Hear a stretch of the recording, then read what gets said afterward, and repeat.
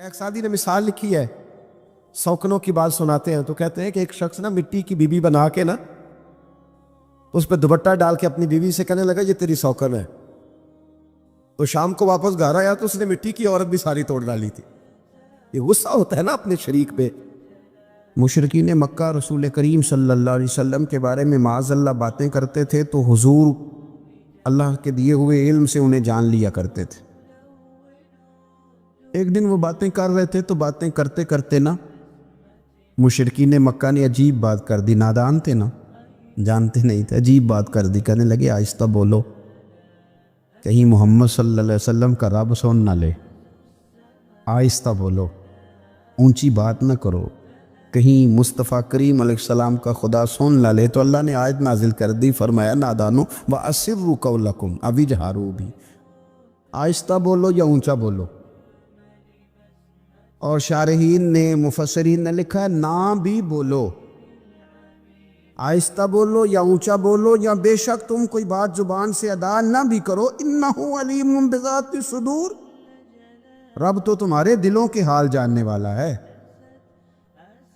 اسے تو پتہ ہے تم نے سینے میں کیا چھپایا ہے، حسد چھپایا ہے کہ رشک چھپایا ہے، عداوت چھپائی ہے کہ محبت چھپائی ہے. اسے تو پتہ ہے، اسے خبر ہے، اس لیے کہ وہ نظر ہی تمہارے دل پہ رکھتا ہے. اسے پتہ ہے تمہارے اندر کیا ہے. ہم لوگوں نے نا اپنی سارے معاملات دنیا داروں سے، لوگوں سے، یاروں سے، دوستوں سے وابستہ کر لیے. ہمیں تعریف بھی بندوں سے چاہیے، ہمیں اچھے ہونے کا جو ڈگری ہے وہ بھی بندوں سے چاہیے. ہم بندے بڑے نیک ہیں یہ بھی لوگ کہیں تو پھر ہم مطمئن ہیں. ہم صحیح رستے پہ چل رہے ہیں یہ سند بھی بندوں سے چاہیے. ہر بات پر اعتماد خلق، ہر وقت لوگوں پر ہی دھیان، لوگوں پر ہی توجہ، لوگوں کے معاملات ہی ڈسکس کرنا. بھئی یہ تو تیرے ذمہ ہی نہیں. تجھے تو کہا گیا ہے کہ وَمَن يَتَوَكَّلْ عَلَى اللَّهِ، تو اپنے رب کی ذات پر بھروسہ کر. فَهُوَ حَسْبُهُ، وہ تیرے لیے دنیا میں بھی کافی ہو جائے گا، آخرت میں بھی کافی ہو جائے گا. وہ تیرے لیے کافی ہے تیرا رب رسول. تو اللہ رسول کی جانب توجہ کر. ہماری ساری معاملات بندوں کے ساتھ مطلب فلانے کو کیا مل رہا ہے، فلانا کدھر جا رہا ہے، فلانے کے پیسوں پہ میرا کتنا حق ہے، فلانا آگے نکل گیا، فلاں پیچھے رہ گیا، فلاں نے محبت سے نہیں دیکھا، فلاں نے یہ کر دیا. اب ساتھ چھوڑیں، یہ تو ہر وقت تو ذکر آپ کو اللہ کا کرنا تھا. یا ایھا الذین آمنوا اذکروا اللہ ذکرا کثیرا وسبحوہ بکرۃ واسیلا. یہ جو آپ ہر وقت بندے کر رہے ہیں یہ تو آپ کو حکم ہی نہیں ہے. آپ نے تو ہر وقت اللہ اللہ کرنی تھی. تو جو کام کرنے کا تھا وہ چھوڑ دیا، جو نہیں کرنا چاہیے تھا اس پہ بحث شروع کر دی. پھر دل کے اندر مد و جزر خراب ہوتے ہیں، قلبی واردات بگڑ جاتی ہیں، حسد پیدا ہوتا ہے، انسان کو لالچ پیدا ہوتا ہے، انسان حریص ہو جاتا ہے، انسان لوگوں سے عداوتیں پال لیتا ہے. کبھی ایسا کام نہ کرے. شہد بڑا میٹھا ہوتا ہے. عرب کے اندر ایک درخت پایا جاتا تھا، ایلوا اس کو کہتے تھے. اس طرح ہمارے ہاں نیم نہیں ہوتی، کڑوا ترین اس کا ذائقہ ہوتا ہے. اور آپ کچھ دیر اس کو پانی میں ڈال دیں تو پانی بھی سارا کڑوا ہو جاتا ہے، چونکہ اس کے خمیر میں رب کریم نے کڑواہٹ رکھی ہے اور حکمت ہے. اس کڑواہٹ کا بھی اپنی جگہ فائدہ ہے. لیکن حضور سید عالم صلی اللہ علیہ وسلم نے ایک مثال بیان فرمائی اور وہ بڑی سمجھنے کی ہے. حضور مثالیں دیتے تھے تو کمال ہو جاتی تھی. بڑے سے بڑا ان پڑھ بندہ بھی اس کی روح تک بات اتر جاتی تھی. کریم محبوب علیہ السلام فرمانے لگے کہ اگر ایلوا درخت کے کچھ ٹکڑے شہد میں ڈال دیے جائیں نا تو شہد سے زیادہ میٹھی چیز کوئی نہیں ہوتی. تو حضور فرماتے ہیں کہ وہ ایلوا کا درخت جو ہے وہ شہد کو بھی بگاڑ دیتا ہے، اس میں کرواہٹ پیدا کر دیتا ہے. حالانکہ وہ بڑا میٹھا تھا، اپنی جگہ اس کی مٹھاس میں کوئی کسی قسم کی کمی نہیں تھی، لیکن وہ ایلوا کے درخت نے اسے بگاڑ دیا. اللہ کے محبوب فرماتے ہیں جس طرح ایلوا کا درخت شہد کو تباہ کر دیتا ہے نا، اس طرح حسد آدمی کے ایمان کو تباہ کر دیتا ہے۔ ایمان بڑی میٹھی چیز ہے، بڑی حسین چیز ہے، لیکن جب حسد آ گیا نا، حسد ہے کیا؟ حسد بندوں سے نہیں ہوتا، یہ سمجھ لیں۔ حسد کا مطلب، حسد کی لغوی تعریف یہ ہے کہ یہ سمجھ لینا کہ یا اللہ اسے نہیں دینا چاہیے تھا، مجھے دینا چاہیے، یہ تعریف ہے۔ تو حسد ہوتا کس سے ہے؟ حسد دراصل بندے پہ نہیں کیا جاتا۔ حسد کا معنی یہ ہے کہ آپ اللہ کی تقسیم پر اعتراض کر رہے ہیں۔ آپ کا کہنا یہ ہے کہ یا اللہ یہ تقسیم ٹھیک نہیں ہوئی، معاذ اللہ، یہ ادھر چلا گیا، یہ تو ادھر آنے والی چیز تھی۔ تو یہ آپ نے ڈائریکٹ جو مقابلہ شروع کیا، معاذ اللہ، یہ تو آپ نے اللہ کی تقسیم کے ساتھ شروع کر دی۔ تو پھر دل میں بگاڑ آتا ہے، پھر انسان ٹوٹ پھوٹ کا شکار ہوتا ہے، پھر وہ کمزور پڑ جاتا ہے، پھر وہ ایسی باتیں کرتا ہے جو اس کے منصب کے مطابق نہیں ہوتی، کچی بات کرتا ہے، کمزور بات۔ اللہ بہتر جانتے ہیں کون سی چیز اس نے کہاں رکھنی ہے۔ رب کی حکمت پر اور اس کی دی ہوئی توفیق پر راضی رہنا ایمان کا تقاضا ہے، لیکن ہمیں تو چاہیے تقسیم اپنی مرضی کی۔ ادھر کیوں چلا گیا، ادھر آنا چاہیے تھا؟ بھئی آپ کو یہ کس نے حق دیا ہے؟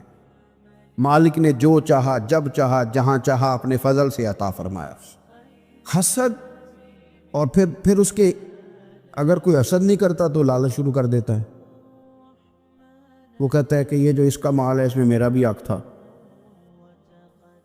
یہ تو مجھے ملنا چاہیے تھا۔ آپ یقین کریں کہ بندے بندوں سے کم پیار کرتے ہیں، جیبوں سے زیادہ پیار کرتے ہیں۔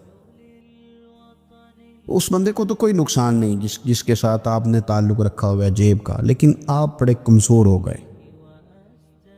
آپ جب لالچ کر لیا، نفسانیت میں آ گئے تو آپ کمزور پڑ گئے۔ آپ نے مطلب کیا، آپ کا کیا خیال تھا کہ رب کی بارگاہ سے کوئی کم ملنے والا تھا جو بندوں پہ اتنی توجہ کر لی؟ حضرت بہلول دانا رحمۃ اللہ علیہ نے کیا خوبصورت انداز ہے، رب کریم کے بندوں کی باتیں اللہ کے لشکروں میں سے لشکر۔ کیا سوچ تھی، کیا نظریہ تھا، کیوں یہ لوگ اتنے مضبوط تھے؟ فکری طور پر مضبوط تھے، فکری طور پر۔ ہارون رشید حج کر کے واپس آ رہا ہے، حضرت بہلول دانا راستے میں بیٹھے ہیں، ملاقات ہو گئی۔ کہنے لگا حضور کوئی حکم ہو تو بتائیے گا۔ فرمانے لگے کوئی نہیں، تو جا اپنا کام کر۔ بادشاہ یا کسی کو کارڈ مل جائے تو وہ لوگوں کو دکھاتا پھرتا ہے، وزیر صاحب نے خود دیا ہے۔ بادشاہ وقت خود کہہ رہا حضرت کوئی حکم ہو تو؟ فرمایا نہیں، اللہ خیر کرے گا۔ تو کہنے لگا حضور میں نے سنا ہے آپ مقروض ہیں، تو بتا ہی دیتے۔ تو آپ مسکرا کے فرمانے لگے تیرا کیا خیال ہے بھلا؟ کہنے لگے حضور کس بابت؟ فرمانے لگے تیرا کیا خیال ہے کہ اللہ ہارون رشید کو دے گا اور بہلول دانا کو بھول جائے گا؟ تیرا کیا خیال ہے؟ رب کریم ہارون رشید کو تو دیتا جائے گا اور بہلول دانا کو بھول جائے گا؟ بادشاہ کہتا ہے کہ میں چکرائے گیا کہ بھلا اس سوال کا کیا جواب ہے؟ تو میں نے کہا حضور رب تو بھولنے سے پاک ہے، وہ تو کسی کو نہیں بھولتا، اسے نہ اونگ آتی ہے نہ نیند آتی ہے۔ تو فرمانے لگے جا پھر اپنا کام کر، جب مناسب سمجھے گا تو بہلول کو بھی قرضے سے نجات عطا کاری دے گا۔ تو جا اپنی ڈیوٹی کر، وہ جب چاہے گا نا تو میرے قرضے دور۔ تو کیا سمجھتا ہے کہ تجھے یاد رکھے گا، مجھے بھول جائے گا؟ یہ کیسے ہو سکتا ہے؟ او یار ادھر دیکھ، میری بات سن۔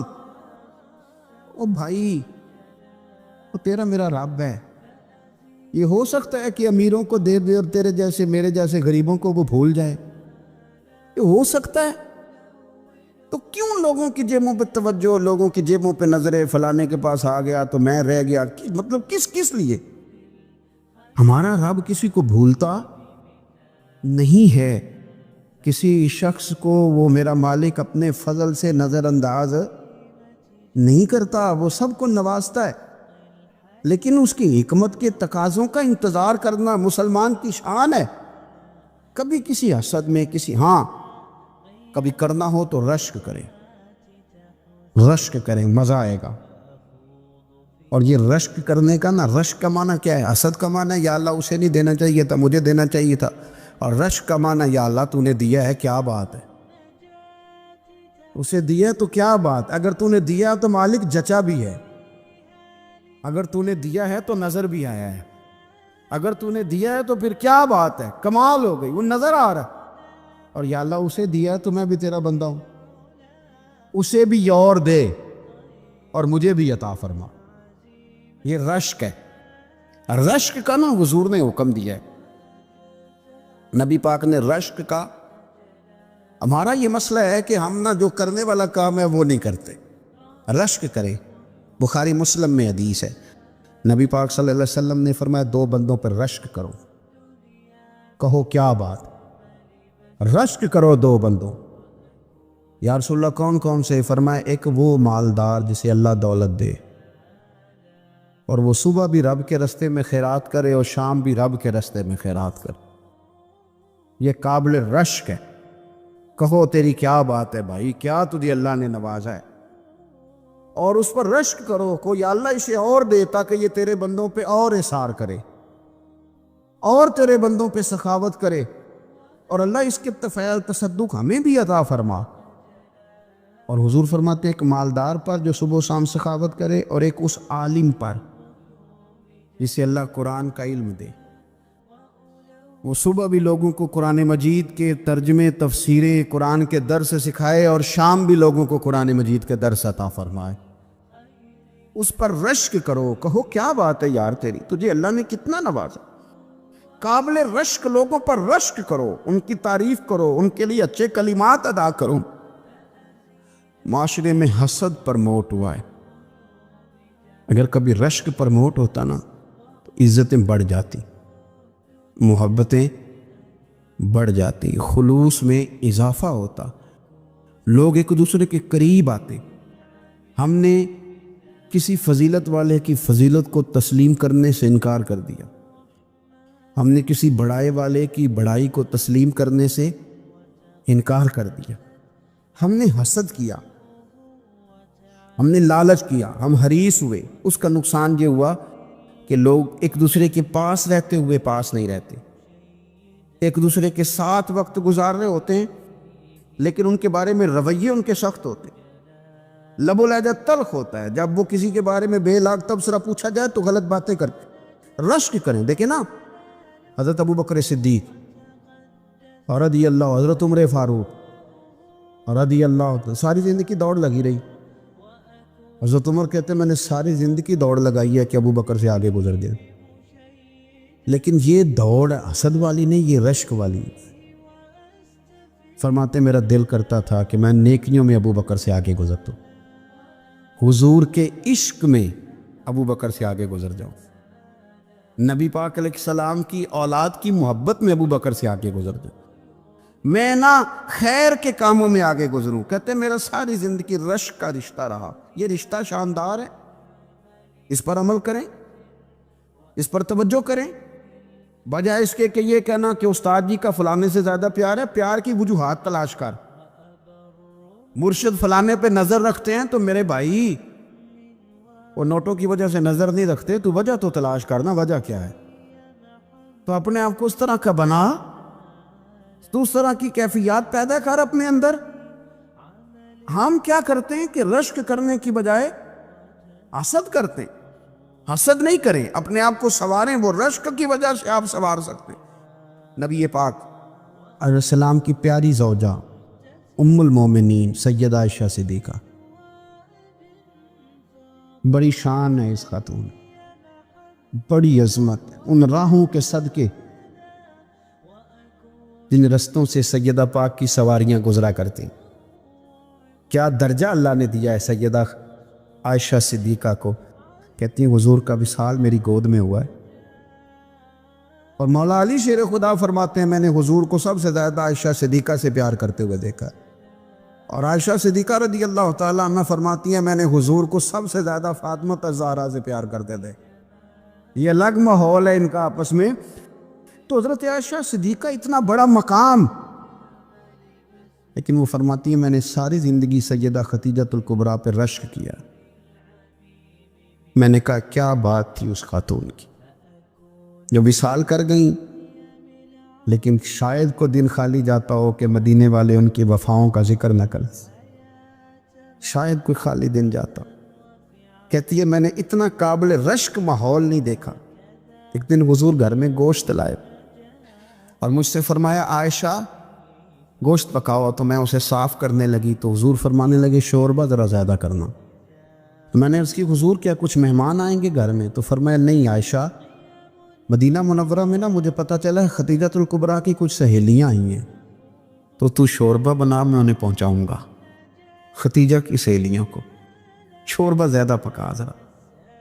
حضرت عائشہ صدیقہ کہتی ہے میں نے بڑے نرم لب و لہجے میں بڑی بنا سوار کے مسجع مکفّع چن کے جملے بات کی۔ میں نے عرض کی حضور سنا ہے وہ آپ سے 15 سال عمر میں بڑی تھی، نکاح بھی پہلے ہو چکا تھا، اور بتاتے ہیں لوگ کہ بظاہر کوئی حسن و جمال بھی اس ماحول کا نہیں تھا۔ حضور اللہ نے آپ کو جوان اور خوبصورت بیویاں دی ہیں، پر میں جب بھی سنتی ہوں جناب خدیجہ کا ذکر ہی سنتی ہوں۔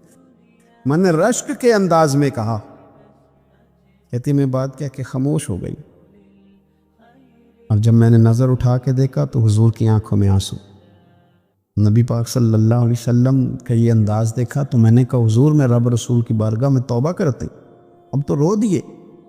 تو حضور فرمانے لگے عائشہ یہاں جو بھی آیا ہے نا وہ سکھوں اور آسانیوں کے دنوں میں آیا ہے، اور خدیجہ میری ان دنوں کی ساتھی تھی جو میرے تکلیف کے دن تھے، میری آزمائشوں کی، میری پریشانیوں کی میری ساتھی تھی۔ جب لوگ مجھے تکلیف دیتے تھے میں گھر جاتا تھا تو مجھے کہتی تھی حضور آپ تو صلہ رحمی کرتے ہیں، غریبوں کا بوجھ اٹھاتے ہیں، آپ تو لوگوں کے ساتھ محبت سے پیش آتے ہیں، حضور آپ پریشان نہ ہو، آپ کا رب آپ کو ہمیشہ عزت ہی عطا فرمائے گا۔ فرمایا وہ میری تکلیفوں کی اسے کیسے؟ میرے بھائی رشک کیا لوگوں نے ایک دوسرے پر، حسد نہیں کیا۔ ہم تو نا جی اپنی مرضی کے فیصلے کرتے کرتے پیچھے رہ گئے۔ اس سال میرے گاؤں کے میلے کی بھیڑ میں جو گم ہوا وہ ایک بھکارن کا لال تھا، اس غریب کو تلاش تھی متاع خلوص کی، اور مخلوق چپ رہی کہ یہ مشکل سوال تھا۔ پھر کوئی شخص ایسا بچا ہی نہیں جس سے لوگ امید کریں، توقع کریں کہ مجھے یہ اپنا کندھا دے گا میں سر رکھ کے رو لوں گا۔ کوئی ایک ایسا شخص ملا ہی نہیں جس کے بارے میں لوگ کہیں کہ بڑا مخلص ہے یار۔ اتنی بڑی میرے محبوب کی امت، ہر حکومت غلط، ہر شخص غلط، ہر بندہ برا، ہر جماعت بری، اللہ کی رضا کے لیے کچھ لوگوں کے لیے فروغ محبت کا بھی فریضہ سر انجام دے۔ کیسے لوگوں کو یہ بات سمجھائی جائے؟ حضرت ابو ادریس خولانی رضی اللہ تعالیٰ عنہ تابعی ہیں، حافظ منذری نے الترغیب و ترہیب میں لکھا ہے، فرماتے ہیں کہ حضرت ابو ادریس خولانی کہ میں دمشق کی جامع مسجد میں گیا تو میں نے ایک چمکدار چہرے والا، سیاہ داڑھی والا، چمکتے دانتوں والا خوبصورت نوجوان نبی پاک کی حدیثیں بیان کرتا دیکھا۔ اس کے چاروں جانب حضور کے غلام بیٹھے تھے۔ میں نے ایک شخص سے کہا یار بڑا حسین چہرہ ہے، بڑا ہی خوبصورت انداز ہے، کون ہے بندہ؟ انہوں نے کہا آپ نہیں جانتے، یہ صحابی رسول حضرت معاذ ابن جبل ہے رضی اللہ تعالی عنہ۔ حضرت معاذ ابن جبل کا انتقال بھی کچھ 40 سال کی عمر سے پہلے ہو گیا تھا، لیکن ان پر حضور کا اعتماد اتنا تھا کہ حضور نے اپنی حیات ظاہرہ میں گورنر بنایا انہیں صوبے۔ چمکدار دانت، حدیثیں بیان کر رہے ہیں۔ حضرت ابو ادریس خولانی رضی اللہ تعالیٰ عنہ کہتے ہیں رش بڑا تھا، میرے دل میں خواہش ہوئی کہ آج تو لوگ زیادہ ہیں، کل آؤں گا ملاقات کروں گا۔ کہتے ہیں اگلے دن میں اپنی طرف سے سب سے پہلے گیا، پر حضرت معاذ ابن جبل تو مجھ سے پہلے مسجد میں موجود تھے، اور وہ نفل پڑھ رہے تھے، اللہ اللہ کر رہے تھے۔ تو میں نے ان کے ساتھ سلام لی، فرمانے لگے کیسے آئے ہو؟ تو میں نے کہا حضور کل آپ کو دیکھا ہے، آپ کی باتیں سنی ہیں، تو گویا آپ کا تو چہرہ ساری رات میری آنکھوں کے سامنے رہا، تو میں تو سویرے زیارت کی غرض سے حاضر ہوا ہوں۔ اللہ کی رضا کے لیے مجھے آپ اچھے لگیں، اللہ کی رضا کے لیے۔ کوئی بندہ ایسا بھی تو ہو نا، کوئی غریب، کوئی مسکین، کوئی عالم، کوئی صوفی، کوئی درویش، کوئی ذاتی تعلق نہ ہو، تعلق کیا ہو؟ اللہ کے لیے۔ آپ مجھے اچھے لگیں، حضرت سیدنا معاذ ابن جبل فرمانے لگے واقعہ ہی ایسا ہی ہے؟ عرض کی حضور بالکل ایسا ہی ہے۔ تو فرماتے میں نے چادر لی ہوئی تھی، حضرت معاذ ابن جبل نے میری چادر کو پکڑ کے کھینچا، فرمایا پکی بات کر یار۔ میں نے کہا حضور پکی کر رہا ہوں۔ تو فرمانے لگے سن، پھر میں نے نبی کریم سے سنا ہے، رسول کریم علیہ السلام نے فرمایا جو دو بندے رب کی رضا کے لیے پیار کرتے آپس میں، اللہ ان دونوں سے محبت فرماتا ہے۔ سن پھر اس کو یاد رکھنا، اللہ ان دونوں سے محبت کرتا ہے۔ حضرت ابو ادریس خولانی سے کوئی پوچھتا تھا نا کہ دنیا میں جانا ہے تو سرمایہ کیا ہے، تو فرماتے تھے یہ جو میں نے چادر لی ہوئی ہے نا، اس چادر کے اندر میرا وجود ہے، اور وجود کے اندر میرا دل ہے، اور دل کے اندر میں نے حضرت معاذ ابن جبل کو رکھا ہوا ہے۔ میں نے وہاں ان کا ٹھکانہ بنایا ہوا ہے، وہاں ان کا ٹھکانہ ہے۔ یہ دور نکتہ چی ہے، کہیں چھپ کے بیٹھ جا، اور جس دل میں تو مکی ہے وہیں چھپ کے بیٹھ جا۔ اقبال کہتے ہیں جس دل میں تو مکی ہے وہیں چھپ کے بیٹھ جا۔ دوستو، رسول اللہ صلی اللہ علیہ وسلم کے غلاموں نے مالک کی رضا کے لیے لوگوں سے پیار، فروغ محبت میں کردار ادا کی، اور بہترین کردار۔ آپ اپنی زندگی میں کچھ چیزیں ایسی بنائیں جن میں فقط اللہ کی رضا کے لیے محبت، خالق کی رضا کے لیے پیار، خالق کی رضا۔ آپ یقین کریں اگر تھوڑا تھوڑا کر کے ہم اس محبت کو فروغ دیں نا اپنے دلوں میں، تو بہت سارے بادل چھٹیں گے۔ ہم نے نا وہ تیزی سے دولت کو، لالچ کو، میں اکثر کہتا ہوں کہ میاں بیوی کا جو رشتہ ہوتا ہے نا، اس کو اللہ پاک نے نا قرآن پاک میں اپنی نشانیوں میں سے ایک نشانی قرار دیا ہے۔ ان دونوں کی وجہ سے گھر چلنا ہے، بچوں کی پرورش ہونی ہے، نظام زندگی۔ آپ گھر سکون کے لیے جاتے ہیں، اطمینان کے لیے۔ آپ اپنے گھر کے اندر جیسے بھی ہوں، آپ کہتے ہیں یہاں مجھے کوئی پریشانی، یہ میرا اپنا بیڈ ہے، اپنا بستر ہے۔ لیکن اگر اسی رشتے میں جب آپ بیج بوئیں تو سب سے پہلے دولت کا بوئیں۔ اگر لڑکے والے یہ لالچ کرتے ہیں نا لڑکی کیا لے کے آئے گی، تو لڑکی والوں کا بھی لالچ ہوتا ہے کہ لڑکا کماتا کیا ہے۔ ان کو بھی پتہ ہوتا ہے کہ کتنے پیسے لاتا ہے، کیا کمائی ہے، کتنا کو جھاڑو پھیر لیتا ہے۔ آپ نے جب بنیاد یہ رکھی، مجھے دیانتداری سے بتانا کہ پورا نیک ہو، پورا شریف ہو، پورا پرہیزگار ہو، لیکن دولت صحیح نہ کماتا ہو تو رشتہ آسانی سے ہو جاتا ہے۔ وہ بس سارا کچھ ٹھیک ہے، چلو کمائی تھوڑی سی کم ہے، وہ مشکل سے گزارا ہوگا، وہ کہتے ہیں نہیں جی نہیں، بھوکے تو نہیں نہ مرنا۔ کیوں؟ ہم نے اس کے اندر جب دولت کو شامل کر لیا، آ گئی دولت، تب جس رشتے کی بنیادی دولت پہ ہوگی وہاں آپ وفا تلاش کریں گے، وہاں ہم خلوص تلاش کریں گے، وہاں ہم للہیت تلاش کریں گے۔ اللہ کرے ہو جائے، لیکن وہ ہمارے مائنڈ سیٹ میں یہ بات ہوتی ہے کہ یہ جو معاملہ ہے یہ گڑبڑ ہے۔ اگر رضا الہی مقصود ہو، اگر اللہ کی رضا مقصود ہو، حضرت فاطمہ بنت قیس ایک صحابیہ تھی، انہیں طلاق ہو گئی، ان کے لیے دو رشتے آئے، ایک حضرت عبد الرحمن ابن عوف کا مالدار ترین آدمی تھے، اور ایک حضور کے غلام تھے، وہ بڑے غریب تھے، مسکین تھے۔ ان کے والدین کی خواہش تھی کہ عبد الرحمن ابن عوف سے شادی ہو جائے، وہ بھی تو بڑے نیک ہیں، پارسا ہیں، عشرہ مبشرہ ہیں۔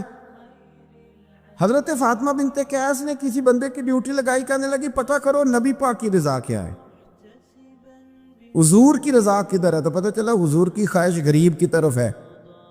تو وہ خاتون اپنے ماں باپ کو کہنے لگی میرا نا اس غریب سے رشتہ کرا دو۔ انہوں نے کہا پتر، بیٹیوں کے بارے میں ماں باپ بڑے احساس ہوتے ہیں، ہم چاہتے ہیں کہ عبد الرحمن ابن عوف مالدار ہے تو وہ بھی تو نیک ہے نا، حضور نے دنیا میں جنت کی بشارت دی، اور ان کا بڑا اعزاز ہے، حضور نے ان کے پیچھے نماز پڑھی، بڑا مرتبہ، بڑا مقام والا صحابی ہے، وہ تو غریب آدمی ہے، اور پھر حضور نے حکم تو نہیں نہ دیا، خواہش کا اظہار کیا ہے۔ اس بی بی کے جملے بڑے شاندار ہیں، کہنے لگی آپ مجھے اللہ کی رضا کے لیے نا میرے نبی کے حوالے کر دیں، مجھے امید ہے اللہ رسول مجھے کبھی ضائع نہیں فرمائیں گے، مجھے حوالے کرے رسول کائنات. چھوڑیں کو ضروری ہے دنیا داری ہر طرف دیکھنا. کہیں کوئی کام ایسا نہیں تو ہونا جو محبت کے زور پہ ہو, جو محبت کے لیے ہو. کوئی ہمارے پاس بڑے سارے لوگ آتے ہیں اور ہم اس قابل بھی نہیں جتنے لوگ آ جاتے ہیں. میں صحیح کہہ رہا ہوں, بالکل کوئی حیثیت نہیں, 1% بھی. جب پلٹ کے دیکھتے ہیں تو شرم آتی ہے کہ یار اتنی دور سے بندہ چل کے آ گئے, اس کو کیسے سمجھائیں, کس طرح کر کے. تو ایک آدھ دن پہلے ایک بزرگ آ گئے اور وہ اچھے صاف ستھرا ان کا مزاج تھا, بڑے شاندار. تو میں زیارت کے لیے ہوں, تو میں نے کہا زیارت شیارت والا تو خطا کوئی نہیں, چلو آپ آ گئے ہیں تو کوئی حکم کریں. تو کہنے لگے کوئی حکم نہیں, میں اللہ کی رضا کے لیے آیا ہوں. یہ کوئی تقریر نہیں تھی, ایک خطبہ نہیں تھا, نہ ان کے سامنے سپیکر تھا, نہ وہ شور کر رہے تھے, نہ وہ نعرے لگوا رہے تھے, نہ وہ ہاتھوں پہ ہاتھ مار رہے تھے. اور اس بندے نے کہا اللہ کی رضا کے لیے آؤں, تو وہ بھی رو پڑے تو میں بھی رو پڑا. ختم ہو گئی بات. اب بات کو سمجھیں, یہ اتنا تگڑا رشتہ ہے نا یار. کسی رشتے کے بیچ برادری ہوتی ہے, کسی رشتے کے بیچ خاندان ہوتا ہے, کسی رشتے کے بیچ قبیلہ ہوتا ہے, کسی رشتے کے بیچ رنگ نسل ہوتی. وہ کتنا تگڑا رشتہ ہے کہ دو بندوں کا رشتہ ہو, ایک بیچ میں خدا ہو, دوسرے محمد مصطفیٰ ہو. آپ کتنا اسے مضبوط رشتہ سمجھیں گے جس کے بیچ اللہ رسول ہو. اتنا تگڑا رشتہ, اتنا مضبوط تعلق, اتنی وسعت اس کے اندر. اللہ کی رضا کے لیے حضرت موسیٰ کلیم اللہ علی نبینا علیہ الصلوۃ والسلام سے رب کریم نے فرمایا, کہا اے موسیٰ میری رضا کے لیے بھی کوئی کام کیا ہے؟ حضرت موسیٰ علیہ السلام نے عرض کی یا اللہ میں نے تبلیغ کی. تو فرمایا وہ تو آپ کی ذمہ داری تھی. امام غزالی نے روایت لکھی ہے, اے اللہ میں نے آپ کے تمام احکامات پہ عمل کیا, موسیٰ وہ تو آپ نے کمال کیا, اللہ کے پیغمبر ہیں. تو میری رضا کے لیے, تو یا اللہ تیری رضا کے لیے کیا ہے؟ تو رب کریم نے فرمایا کسی بندے سے صرف اس لیے پیار کیا ہے کہ وہ اللہ کا بندہ ہے, فقط اس لیے پیار کیا ہو کہ وہ اللہ کا بندہ ہے, فقط اس لیے. میرے عزیز آپ بات کو سمجھیں, زندگی میں فروغ محبت پر کچھ کام کریں, کچھ تھوڑا سا کوشش کریں گرد جھاڑنے کی, کچھ گرد جھاڑنے کی. ہم نے نا ایک سٹیٹس بنا لیا ہے. اب تو مسلمان پہلے فرقوں میں بٹے, قبیلوں میں بٹے, اب شہروں میں بٹ گئے. آپ کبھی گجرانوالا کے لوگوں سے پوچھو نا گجرات, تو کہنا ہو گجرات والے تو اللہ بچائے, کہتے ہیں کہ نہیں؟ گجرات کے لوگوں سے پوچھے گجرانوالا تو کہتے ہوتے کھاندے ہی بڑا نہیں, کس کی بات کر رہے ہیں. تو گجرانوالا والوں سے پوچھیں لاہور والے, کہتے توبہ لاہوریا جی. صحیح کون ہے؟ کوئی بھی نہیں. کیوں؟ اس لیے کہ ہم نے ہر شہر کے لیے کہاوت بنا لی ہے. میں صحیح کہہ رہا ہوں, ہر قبیلے کے لیے کوئی نہ کوئی. یہ ہم نے ظلم کیا اپنی جان, یہ ہم نے زیادتی کی. کہانیاں بن گئی, کہاوتیں بن گئی شہروں کے لیے, علاقے